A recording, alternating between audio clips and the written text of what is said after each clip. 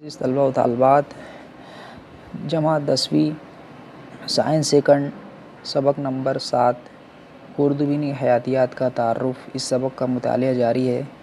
یہ اس سبق کا لاسٹ لیسن ہے۔ آج کا ہمارا ٹاپک ہے صاف ٹیکنالوجی، کلین ٹیکنالوجی۔ ہم جانتے ہیں کہ ٹیکنالوجی کے میدان میں بہت زیادہ ترقی ہو چکی ہے اور ہو رہی ہے، لیکن یہ بھی حقیقت ہے کہ اس کی وجہ سے ماحول میں آلودگی بھی بڑھ رہی ہے۔ اب آلودگی چاہے وہ فضائی ہو، آبی آلودگی ہو، زمینی آلودگی ہو، بہرحال اسی رفتار سے آلودگی بھی بڑھ رہی ہے۔ تو اب اس آلودگی کو ہم خوردبینی جانداروں کی مدد سے ختم کر سکتے ہیں۔ اب کس طرح سے ہم اس کو ختم کریں گے، تو آئیے دیکھتے ہیں کہ بہت سارے خوردبینی جاندار جو ہوتے ہیں ان کے اندر انسان کے ذریعے جو کیمیکلز بنائے جاتے ہیں، اس سے پچھلے ٹاپک میں ہم نے دیکھ چکا ہے کہ انسانوں کے ذریعے جو کیمیکلز بنائے جاتے ہیں ان کو زینو بائیوٹکس کہا جاتا ہے، اور ایک خوردبینی جاندار جس کا نام فینول آکسیڈائزنگ بیکٹیریا، یہ جو بیکٹیریا ہے انسانوں کے بنائے ہوئے زینو بائیوٹکس کیمیکلز کو ختم کرتا ہے، یہ ہم دیکھ چکے ہیں۔ تو ایسے ہی اور بھی بہت سارے بیکٹیریا سائنٹسٹ انہوں نے تلاش کر کے رکھے ہیں۔ تو اب دیکھتے ہیں نمبر 1، چند خوردبینی جاندار ایندھن سے گندھک یعنی سلفر کو علیحدہ کر دیتے ہیں۔ تو گاڑیوں میں جو پیٹرول، ڈیزل ایندھن استعمال ہوتا ہے اس میں سلفر موجود ہوتا ہے۔ اب یہ جو پیٹرول جلتا ہے تو جو دھواں نکلتا ہے اس میں سلفر ڈائی آکسائڈ گیس ہوتی ہے، جو کہ ایک مضر گیس ہے اور جس کی وجہ سے آلودگی بڑھتی ہے۔ اب یہ سلفر ڈائی آکسائڈ گیس کو اس کی وجہ سے عمارتیں اور لوہے کی چیزیں تو ان میں زنگ نگلا شروع ہوتا ہے۔ تو اب خوردبینی جانداروں کو اگر ایندھن کے اندر ملا دیا جائے تو یہ خوردبینی جاندار اس میں سے گندھک یعنی سلفر کو علیحدہ کر لیتے ہیں۔ اس طریقے سے جو ماحول میں سلفر ڈائی آکسائڈ گیس وہ پیدا نہیں ہوگی، اور ہم فضائی آلودگی کو اس طریقے سے قابو میں کر سکتے ہیں۔ اسے ہی کلین ٹیکنالوجی کہیں گے، خوردبینی جانداروں کی مدد سے ماحول کو ہم صاف ستھرا رکھ سکتے ہیں، اسی کو صاف ٹیکنالوجی یا کلین ٹیکنالوجی کہا جاتا ہے۔ نمبر 2 ہے ہلکی قسم کی دھاتوں میں تانبا، لوہا، یورینیم اور جست جیسی دھاتیں ماحول میں ان کا رساؤ ہوتا ہے۔ اب یہ دھاتیں کہاں سے شامل ہوں گی؟ فیکٹریز ہے، ان میں سے جو کیمیکلز مائع گندا پانی نکلتا ہے، اور اسی طریقے سے معدنی کانیں ہیں، تو وہ جو سیویج نکلتا ہے یا گندا پانی، اس میں ان سب دھاتوں کے ذرات موجود ہوتے ہیں، اور یہ ماحول میں مل جائیں تو اس سے آلودگی بڑھتی ہے، پانی کی، مٹی کی آلودگی۔ تو اب ان کے رساؤ کو روکنے کے لیے 2 خوردبینی جاندار جن کے نام دیے یہاں پہ، نمبر 1 ہے تھایوبیسیلس اور سلفوبیسیلس۔ تھایوبیسیلس اور سلفوبیسیلس خوردبینی جانداروں کی مدد سے ان دھاتوں کے جو ذرات ہوتے ہیں ان کو یہ بیکٹیریا جو خوردبینی جاندار ہے، ان کے جو ذرات ہیں ان کو مرکب میں تبدیل کر دیتے ہیں جو پانی میں غیر حل پذیر ہوتا ہے تو اس کی وجہ سے ہم پانی کو کیا کر سکتے ہیں؟ فلٹر کر سکتے ہیں، اور ان مرکبات کو علیحدہ کر سکتے ہیں۔ ان کا رساؤ اس طریقے سے ان خوردبینی جانداروں کی مدد سے ہم روک سکتے ہیں۔ کون سے 2 بیکٹیریا ہیں؟ تھایوبیسیلس اور سلفوبیسیلس، یہ دونوں جو ہے خوردبینی جاندار ان دھاتوں کے رساؤ کو روکتے ہیں. اس طریقے سے ماحول کی آلودگی کو کم کرنے میں مدد دیتے ہیں. اس کے بعد ہم دیکھیں گے سمندر کے کنارے تیل ملے ہوئے پانی اور ہزاروں مردہ مچھلیوں کے بارے میں آپ نے خبریں پڑھی ہوں گی. اب سمندر کے پانی میں تیل کس طرح سے ملے گا؟ ہم جانتے ہیں کہ جو تیل یا گاڑیوں میں جو معدنی تیل ہوتا ہے، مٹی کا تیل ہے نا، قدرتی تیل جو ہے ہمارے ہندوستان میں نہیں پایا جاتا، بلکہ ہم اس کو عرب ممالک سے منگاتے ہیں، یا تیل پیدا کرنے والے ممالک سے ہم کیا کرتے ہیں، اس کو درآمد کرتے ہیں. اب یہ کس طریقے سے ہوگا؟ یہ پانی کے بڑے بڑے جہازوں میں تیل کے کنٹینرز جو ہے وہ ان کا نقل و حمل ہوتا ہے، اور یہ سمندری راستے سے ہوتا ہے. اب کبھی کبھار ایسا ہوتا ہے کہ دو جہازوں کی ٹکر ہو گئی، یا پھر سمندر میں طوفان آ گیا، تو بہت سارے جہاز ڈوب جاتے ہیں، جس کی وجہ سے جو تیل ہوتا ہے وہ سمندری پانی پر پھیل جاتا ہے، پانی کی سطح پر پھیل جاتا ہے، کیونکہ پانی تیل میں حل نہیں ہوتا ہے، وہ پانی کی سطح پر تیرتا رہتا ہے. اب پانی کے اندر جو آبی جاندار ہیں، مچھلیاں ہیں، دیگر آبی جاندار، تو انہیں آکسیجن کی ضرورت پڑتی ہے. اب چونکہ پانی کی سطح پر تیل پھیلا ہوا ہے، تو ہوا کی آکسیجن پانی میں ملنے نہیں پاتی، جس کے نتیجے میں آبی جانداروں کو جو ہے آکسیجن کی کمی محسوس ہونے لگتی ہے، اور جس کی وجہ سے وہ مرنے لگتے ہیں. اور مرنے کے بعد یہ آبی جاندار پانی کی سطح پر آ کر کنارے ساحل سمندر پر جمع ہو جاتے ہیں، ہے نا. آپ نے دیکھا ہوگا تصویروں میں مردہ مچھلیاں سمندر کے ساحل پر پائی گئی، پرندے جو ہے مر جاتے ہیں. جو پرندے پانی میں ڈبکی لگاتے ہیں، تو اس کے بعد نکلنے کے بعد پرندوں کے پروں پر بھی جو ہے تیل جم جاتا ہے، اور وہ پرندے بھی مر جاتے ہیں، ہے نا. تو اس طریقے سے اگر ہم اس تیل کی جو طے ہے، اس کو اگر ہم تکنیکی یا میکانیکی مشینوں کے ذریعے الگ کرنا چاہیں تو یہ ممکن نہیں ہے. اس میں بہت سارا پیسہ خرچ ہوگا، اور یہ آسان بھی نہیں ہے. لیکن ہم مائکرو آرگینزمز یا خوردبینی جانداروں کے ذریعے سے ہم اس کیمیکلز کو، تیل کی جو سطح ہے پھیلا ہوا تیل، اس کو ہم ختم کر سکتے ہیں. تو اس میں دو طریقے کے جو ہے بیکٹیریا ہیں. نمبر 1 ہے الکینی ووریکس بارکیومینسس، یہ شکل میں آپ دیکھ سکتے ہیں، یہ الکینی ووریکس بارکیومینسس. اور دوسرا جو ہے سیڈوموناس بیکٹیریا. ان دونوں بیکٹیریا کے اندر جو ہے پیریڈینس ایک طریقے کا کیمیکل ہے، اس کو یہ ختم کر دیتے ہیں. اور بھی بہت سارے جو کیمیکلز ہیں ان کو ختم کرنے کی صلاحیت ان دونوں بیکٹیریا میں موجود ہوتی ہے نا.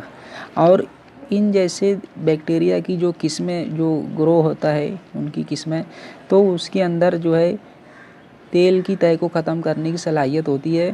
تو ان بیکٹیریا، یعنی انہی نسلوں کے بیکٹیریاز کو جو تیل کی سطح کو ختم کرتے ہیں، ان کو ہائیڈرو کاربونوکلاسٹک بیکٹیریا کہتے ہیں. یہاں پہ شارٹ فارم لکھا ہے HCB، ہائیڈرو کاربونوکلاسٹک بیکٹیریا. اب یہ بیکٹیریا جو کیا ہوتے ہیں، پانی کے اوپر جو تیل ہوتا ہے نا، ہائیڈرو کاربن کیا ہے؟ ہائیڈروجن اور کاربن ملے ہوئے مرکبات. تو یہ تیل ہوتا ہے، اس میں اسے ہائیڈرو کاربن کہا جاتا ہے. اس میں ہائیڈروجن اور کاربن کے مرکبات ہوتے ہیں. تو یہ بیکٹیریا کیا کرتے ہیں، ہوا کی آکسیجن کو کیا کرتے ہیں، حاصل کرتے ہیں. اور یہ بیکٹیریا اب یہ آکسیجن جو ہے ہائیڈرو کاربنی جو مرکبات ہوتے ہیں نا، کیمیکلز، تو یہ آکسیجن ہائیڈروجن اور کاربن سے جڑتی ہے. اب کاربن سے جب جڑے گئے آکسیجن، تو اس سے CO2 پیدا ہوگی، کاربن ڈائی آکسائڈ گیس. تو وہ گیس خارج ہو جائے گی ماحول میں، اور हाइड्रोजन से ऑक्सीजन मिलेगी तो पानी बनेगा। तो इस तरीके से ये जो केमिकल्स हैं उनकी तहलील करते हैं, उनका डिकम्पोजिशन करते हैं। इस तरीके से इस अमल में कार्बन डाइऑक्साइड और पानी तैयार होता है और नतीजे में जो तेल की जो तय है पानी, तो वो उसकी तहलील हो जाती है। तो इस तरीके से जो है आलूदगी को कम किया जाता है, पानी की आलूदगी को। इसी तरीके से प्लास्टिक की बोतलें, हम देखते हैं आजकल प्लास्टिक की बोतलें, उसका इस्तेमाल बहुत ज़्यादा बढ़ गया है। सोडे की बोतलें हैं, पेप्सी, कोका कोला है, पानी की बोतलें है, बिस्लेरी वगैरह, ये सब जो है प्लास्टिक की बोतलें, इन्हें पीटीपी कहा जाता है। पीटीपी यानी इसका फुल फॉर्म है पॉली इथिलीन टेराफ्थैलेट पॉलिस्टर, ये पीटीपी का फुल फॉर्म है। तो ये केमिकल्स जो है इनसे ये प्लास्टिक की बोतलें बनाई जाती हैं। और जो शहरों में कचरा निकलता है उसके अंदर बड़ी मिक़दार में ये केमिकल्स, ये बोतलें प्लास्टिक की पाई जाती हैं। अब इनकी तहलील के लिए 2 तरीके के बैक्टीरिया हैं। आइडोनेला सैकिएंसिस, नाम आप ध्यान से उसका याद रखेंगे, आइडोनेला सैकिएंसिस, और दूसरा है विब्रियो। ये 2 बैक्टीरिया या खुर्दुबिनी जानदार, ये पीटीपी इस केमिकल को उसको तहलील करते हैं, इसको डिकम्पोज करते हैं।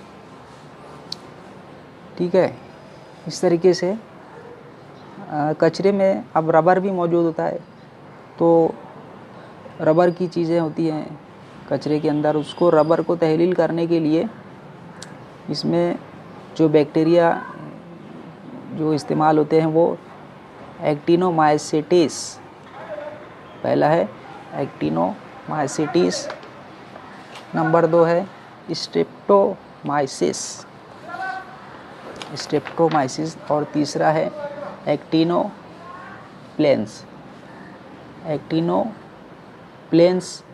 चौथा है नॉरकार्डिया। ये बैक्टीरिया, ये 4 बैक्टीरिया जो है रबर को डिकम्पोज करते हैं, इसकी तहलील करते हैं। तो आपको ये सब बैक्टीरिया की किस्मों के नाम ध्यान से याद रखना है। इसके बाद सल्फ्यूरिक एसिड, ये भी एक मुज़िर जो है नुकसानदेह मादा है।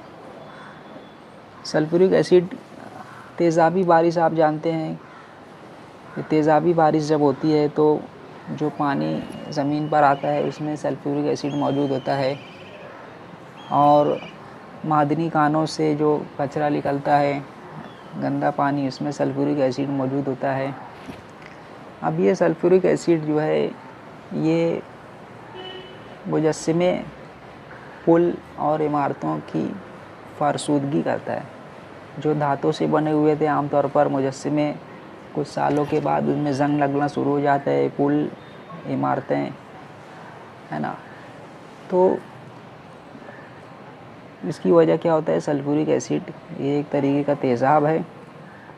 ताजमहल को आप देखेंगे कि ताजमहल शुरू में सफ़ेद संगमरमर का बना हुआ था, लेकिन तेज़ाबी बारिश की वजह से उसकी जो रंगत धीरे धीरे उसकी चमक क्या हो रही है, ख़त्म होते जा रही है।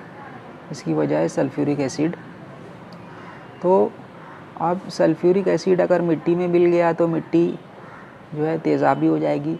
तेज़ाबी मिट्टी में जो भी नबातात है, पेड़ पौधे, उनकी नशोनुमा सही तरीके से नहीं हो पाएगी। तो इस आलूदगी को, इस सल्फ्यूरिक एसिड की जो आलूदगी है इसको कम करने के लिए जो बैक्टीरिया खुर्दुबिनी जानदार इस्तेमाल होते हैं वो एसिडोबैसिलस फेरोऑक्सीडेंस बैक्टीरिया और एसिडिफिलियम बैक्टीरिया, ये 2 बैक्टीरिया के अंदर सल्फ्यूरिक एसिड की तहलील करने की सलाहियत होती है। ठीक है, इस तरीके से इस आलूदगी पर जो है काबू पाया जा सकता है।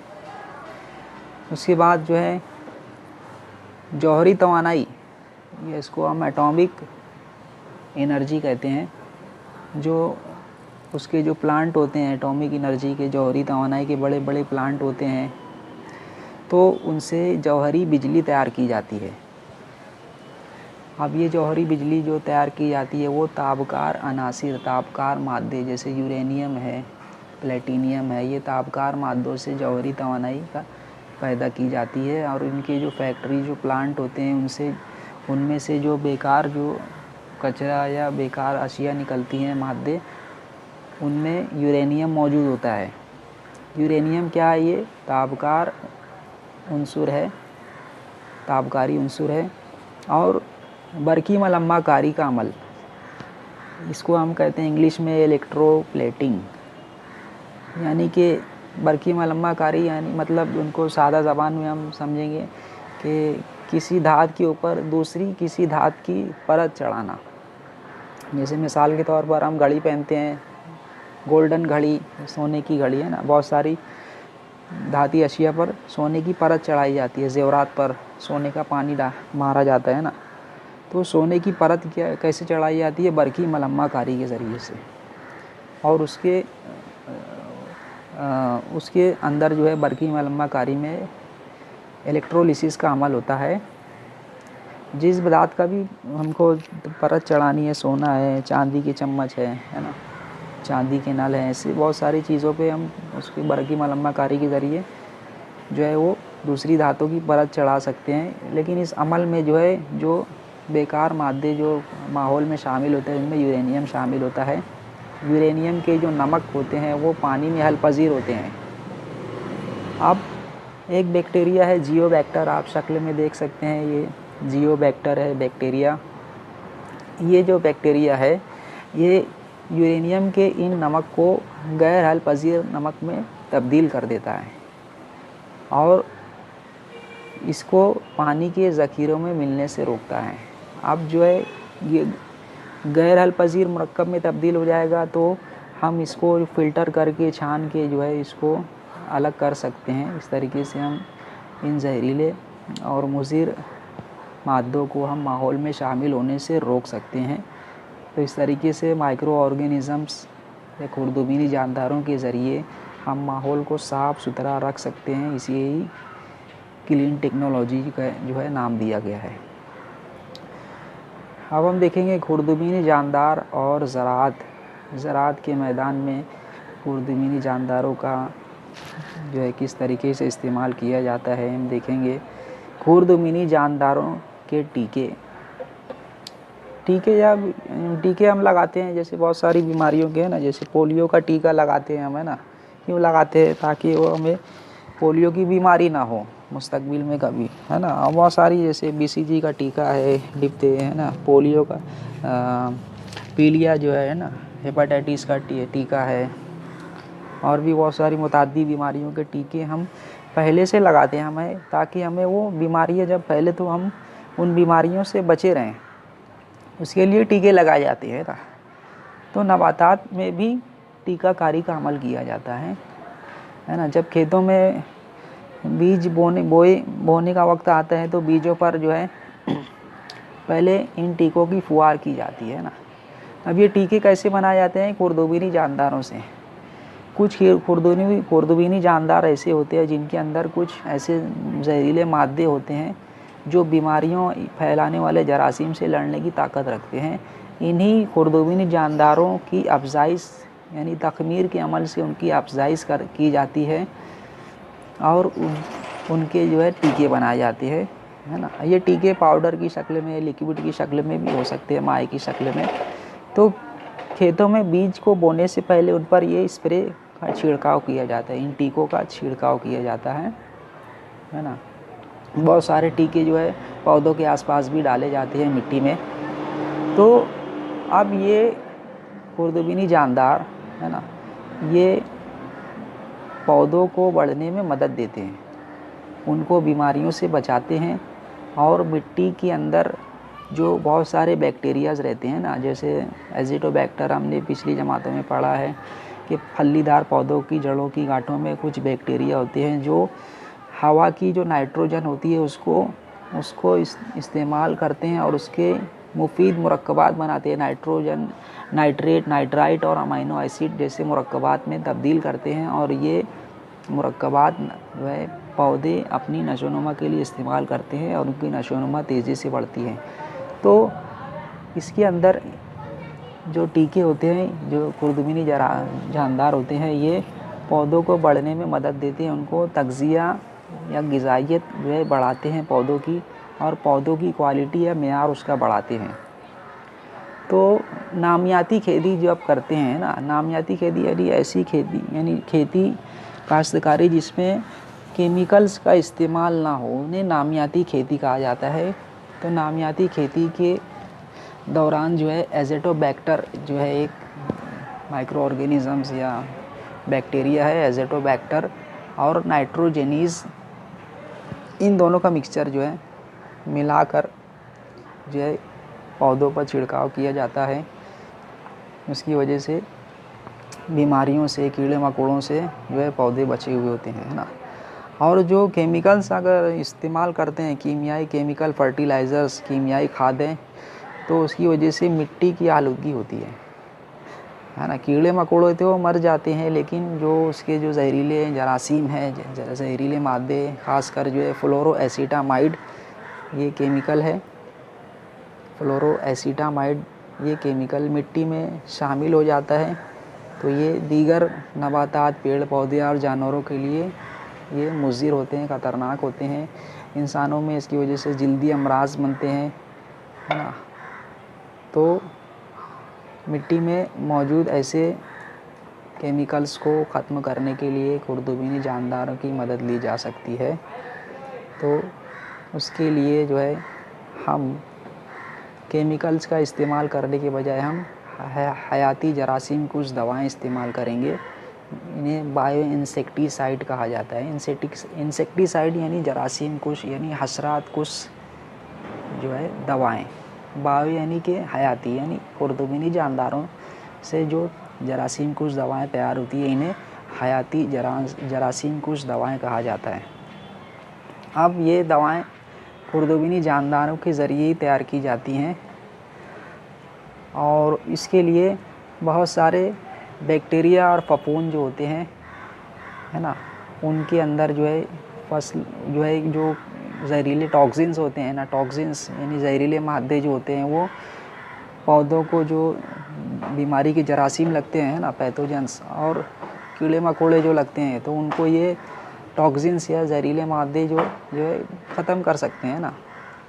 तो इन जहरीले मादों को जो बैक्टीरिया और फफूंद से जो हासिल होते हैं, इन्हें बराह रास्त नबातात के अंदर जो है जिस्म के अंदर हयाती टेक्नोलॉजी, है ना, या बायोटेक्नोलॉजी की मदद से दाखिल किया जाता है ना। हम जानते हैं कि नबातात में जो है इंसानों के खलिए के अंदर क्या होता है, मरकज़े में होता है क्रोमोसोम का एक जो है जुज़ होता है डीएनए, और डीएनए का जो एक पार्ट होता है जीन, है ना। तो ये जीन क्या होता है, ये जीन जो है ये पौधों के नशोनुमा और दीगर अफ़ाल पे काबू रखता है। तो ये बैक्टीरिया का जो जीन होता है वो पौधे के अंदर क्या किया जाता है, ट्रांसफ़र यानी उसको मुंतकिल किया जाता है, पौधों के जीन में शामिल किया जाता है।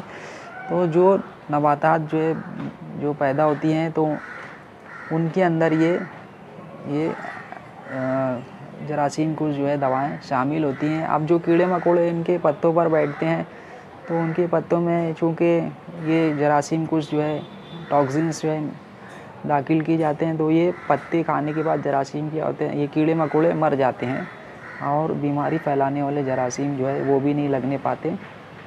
इस तरीके से केमिकल का इस्तेमाल किए बिना हयाती जरासीम कुछ दवाओं का इस्तेमाल जो है करके जो है आलूदगी को माहौल की ख़त्म किया जा सकता है। बहुत सारी जो है फफूंद और वायरस की जो किस्में होते हैं, उनका इस्तेमाल जो है इंसेक्टिसाइड या हशरात कुश, है ना, कीड़े मार दवा के तौर पर इस्तेमाल होता है। इसमें जो है स्पाइनोसेड जो है कीड़े मार दवा जो फफूंद पर तख़मीर के अमल से, है ना, फर्मेंटेशन के अमल से जो पैदा होती है जरासीम कुश दवा स्पाइनोसाइड, ये भी हशरात कुश है। इस तरीके से हमारा ये सबक ख़त्म हुआ। امید کرتا ہوں کہ آپ کو سبق سمجھ میں آیا ہوگا. تھوڑا سا مشکل ضرور ہے، لیکن آپ کو یہ جو بیکٹیریا ہے اردوینی جانداروں کے، یہ سب نام آپ کو بائی ہارٹ آپ کو یاد کرنا ہے، اور کچھ بھی مشکل نہیں ہے. آپ اس کو لکھ کر پریکٹس کریں. ٹھیک ہے، تو ویڈیو کو لائک کریں، سبسکرائب کریں اور اس کو شیئر کریں. شکریہ، جزاک اللہ.